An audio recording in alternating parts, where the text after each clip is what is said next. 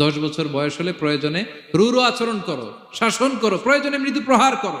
অনেক ফ্যামিলি আছে নিজেও নামাজি, ছেলে মেয়েদেরকেও নামাজের কথা বলে পড়ায়। জোহর পড়তে দেয়, আসর পড়তে দেয়, মাগরিব পড়তে দেয়, এশা পড়তে দেয়, ফজর পড়তে দেয় না। ফজর নিয়ে টেনশন নাই। কেন?